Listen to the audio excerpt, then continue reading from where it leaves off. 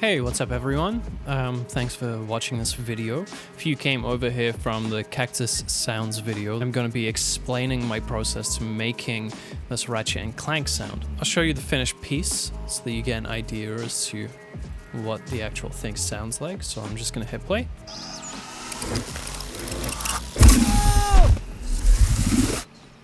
So that was the sound that I created using just the bathroom sounds from Cactuzz Sounds. He went and recorded some sounds for me that I used. I recorded some sounds for him, and everything's going to be linked in the description below to his video and to the libraries that we created with this, so that you can go ahead and try and build this yourself. So I broke this into the building sound, the hit sound. I threw in a sub drop as well. There's a few little elements that I added here. I have this like little portal opening from the shimmer that you see. This like bright lights here is what I was going for, and then some shards, and I'll go through and explain how I approached all of these. Getting the sounds that I got from Kuba, I felt that it was kind of difficult to make something that sounds like magical, portal-y without doing a ton of processing, and I'll explain some of the things that I did and why I would do differently if I was to do a reiteration of this. You can see here I have some sounds from a ventilator, which is this sound. So this gives me like an interesting continuous sound, which I automated the volume and try to make it a little thunderous. So I'm just going to solo this up. So we get a bit of a wind sound from this, right? And this started just being a little bit of the basis as to some texture to this. I then have this ventilator close, and I have a what looks like a pitch bend here just to suck it up and get some wind. Now, if I was to do this again, I would probably distort this just to make it sound a little more aggressive, especially on the sucking up, but it is what it is. So then next I have these cracking sounds, which I grabbed from the sound of his deodorant. So let's find that for you as a reference. So because there wasn't that much in terms of like small transient sounds, I had to essentially create my own, and I just did this by grabbing a continuous, I mean it's essentially white noise at this point, and made little snippets. So if I just play this, so it helps create those little moments. This is pitched up as well, and let's see what I did. This is a preset that I have in FabFilter. I call this like my harmonic preset, and essentially it's this looks like it's on every D. I'm creating like a resonant filter, so it just creates a bit more of a note to it. Sounds a little bit more magical, kind of in that realm. And then I just use Soothe to clean this up, because otherwise it sounds very aggressive. And Soothe just helps smooth out. Just pretty subtle stuff. Then I have this reverse reverb that's going on. So what I've done is I've taken those sounds, I then printed it, reversed it, added a reverb to it, and then reversed that reverb so you have like a sucking in sound. Then I'm using this fab filter, and I'm just grabbing a sidechain of all of these cracking sounds so that it gets out of the way and it doesn't stay on top of all those cracks, because I want that to pump. So it just helps keep it out of the way a little bit. So that was essentially most of my build-up sound. So let's hear that all together.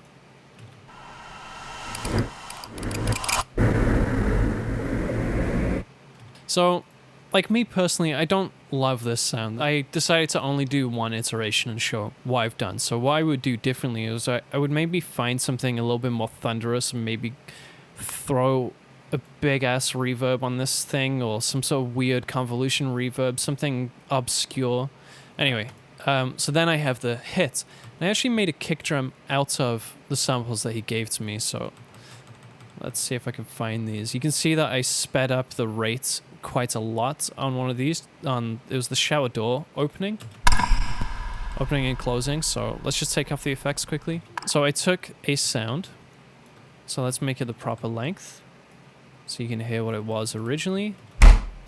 So this is the sound he gave to me, which is his shower door closing. So There's a lot of low end in this and a lot of nice high end. So then when I threw this up in pitch, you end up with this. A nice little sharp transient. And then I take the original version of this, which is the shower door. And what I've done here is I've actually made it shorter so that the low frequency is at a higher pitch, somewhere a bit punchier. Let's have a look at the processing. Yeah, so I just have a big bell here around about 46 hertz, just to give it a bit more of a tone. So now together it sounds a bit more like a kick drum. Right, and then on the high end, just adding some decapitator and pushing the bright knob just to give it a bit more snap. And you get a really nice kick drum. Almost synthesized, right? And then layered that in with just the sound of his bin opening. Or garbage can. Just gives it some nice crispiness. And then with the bin. Just adds a little bit more character and life. And this is all glued together with a limiter. And then look, we have this rattle sound from the drawer, which we are just slamming with decapitator. We have it punished. We have it set to stun. So let's play that.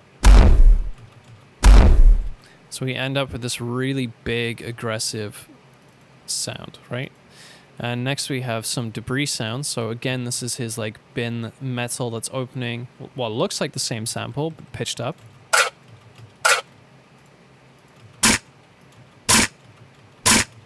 Just grabbing different sections of his recording. All processed with some more distortion. Just give it some grit. It looks like I'm grabbing certain frequencies to try and fill out the spectrum between low, medium, and high. And this is a great plugin for like saturating certain areas. And actually, if you just grab this tone knob and you can kind of shape where you want it to distort, and then you can push it more or less.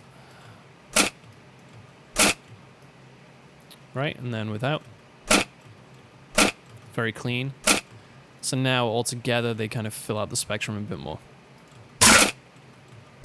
And now you have something that sounds like it's cracking and breaking.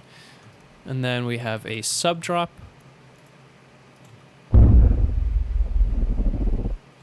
So let's have a look at what I've done here.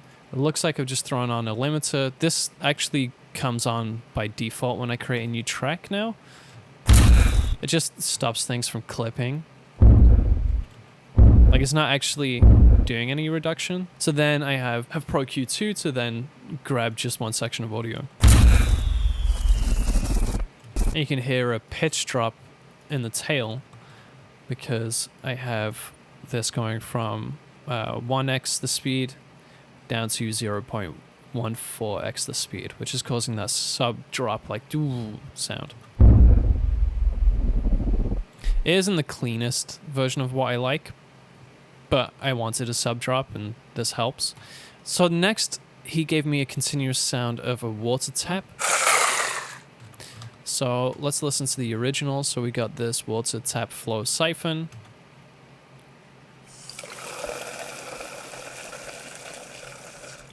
I used Pro Q2 to just grab the area that I wanted. Let's just turn these off.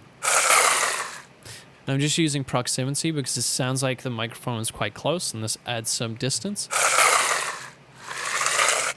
And then I'm using this PS22. It's like a stereo widener and you can see the frequencies that are being pushed to the right and the left, and it's a good way to create some width. You could do this with an EQ plugin where you have separation between the left and the right and you just create peaks on one side and nulls on the other at the same frequencies and you just alternate, right? It's just a slightly faster way of doing it. So it just gives a bit of width, a bit more magicalness to it. Let's have a listen to this stuff together. We got the hits, the sub drop, and the debris. So you have a bit of a crazy, super wide explosion. So the shards was a little bit more interesting because I didn't get anything from Kuba that was like transiental. It was hard to get the idea of these shards breaking up. and I wanted to build some debris. So I'm going to play you what I ended up with. Now, how did I create this? I used a piece of software called Sound Particles. So I'm just going to bring this up for you. You can actually do what I'm going to show you here in Reaper as well with some randomization scripts.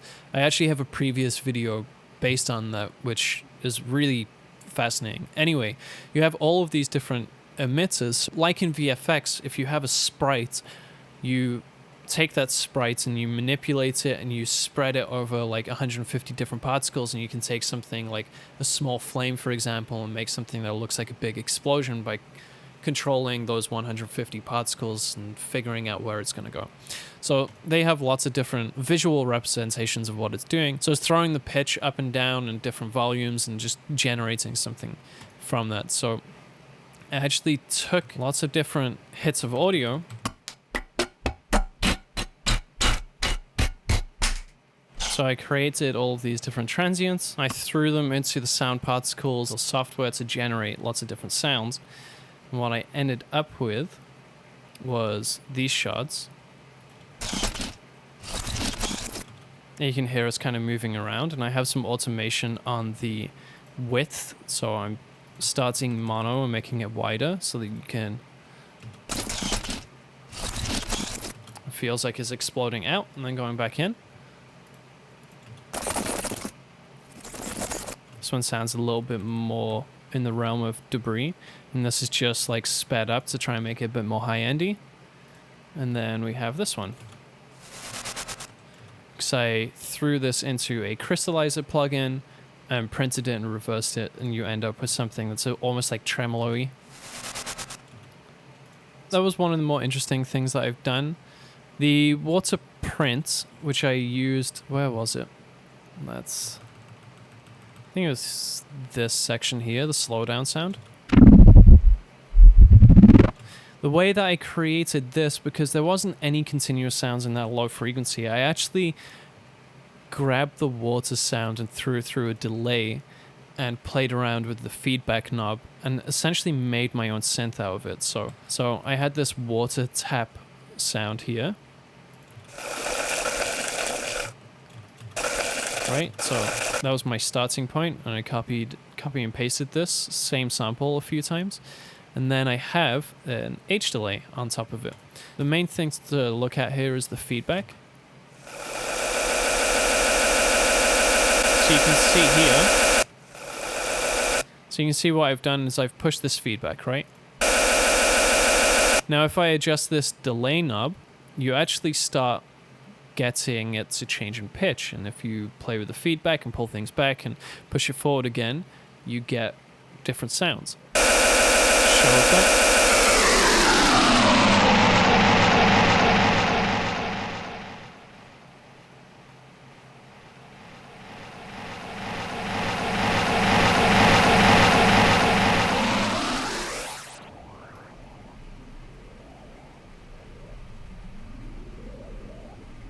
And you got to be careful because things are going to build up and start getting really loud very quickly.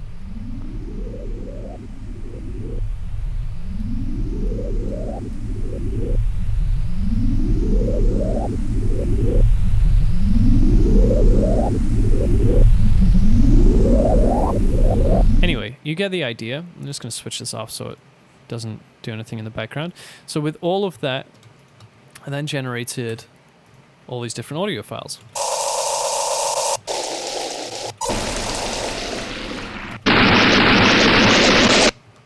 And I took the moments that I liked and manipulated them a bit further to create these like portal opening sounds. Let's see the effects. Some tremolo automation. And what's the other automation that I have here? So I have tremolo and I have a frequency band. So you can see here the frequency's changing, right? So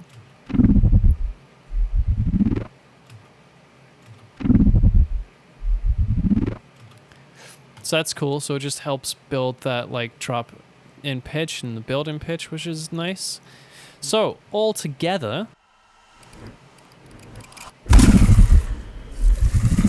So I have volume automation happening here, and I have some width going on. So the sound starts very much in mono,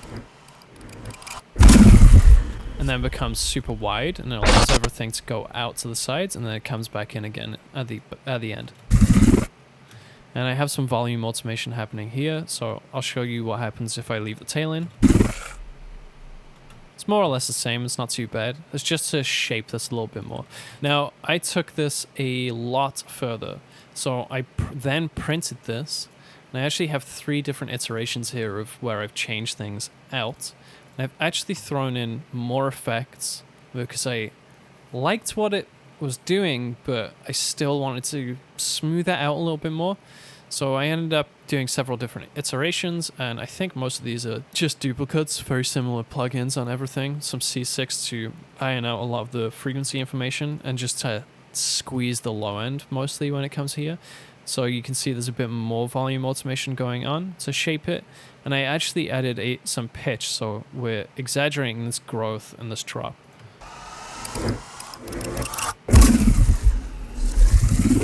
So here we're actually ironing out a lot of this transient. Even though I'm pushing it up in volume, what we're doing is we're actually squeezing it first. Here and with C6. You can see we got some squeezing going on. I actually trimmed out a lot of the low end that's in the sides, just to try and keep all that low end focused at the front. And we are just high passing as well, generally speaking, in the middle. Don't really need to hear anything below 30 hertz. And then I'm using proximity just to push the sound of it back. So let's have a listen to it without all of this processing.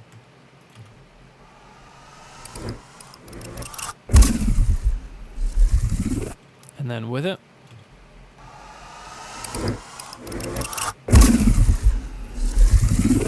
And we get a bit more of a cohesive and glued together sound.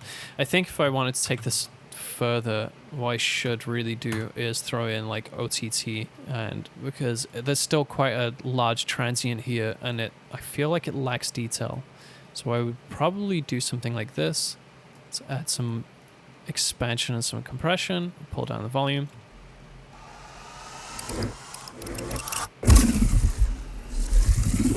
So I love the OTT compressor just kind of to glue in all those frequencies together. So there we have it. We have a finished sound. Now, things I would do differently. There's a lot going on here, and I think what I would do is, if I was going to do more iterations of this, so I would strip a lot of the stuff back and try and make something that sounds a little more organic. I feel like I've stacked too much here, and I end up detrimenting the sound. I think it's important to be selective about what you use, and I haven't been that selective. I just kind of threw everything together, and as a result, I feel like it sounds a little bit too cluttered. If you listen to Cooper's in his video, I feel like he's been a lot more selective about the sounds that he uses, and it has a bit more of a character and a personality to it because of that. We can have a listen to the final piece.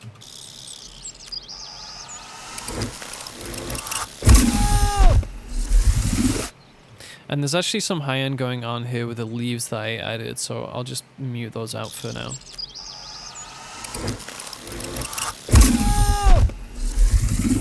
Thanks for watching the video. Hit like and subscribe in the bottom if you want to see more content like this.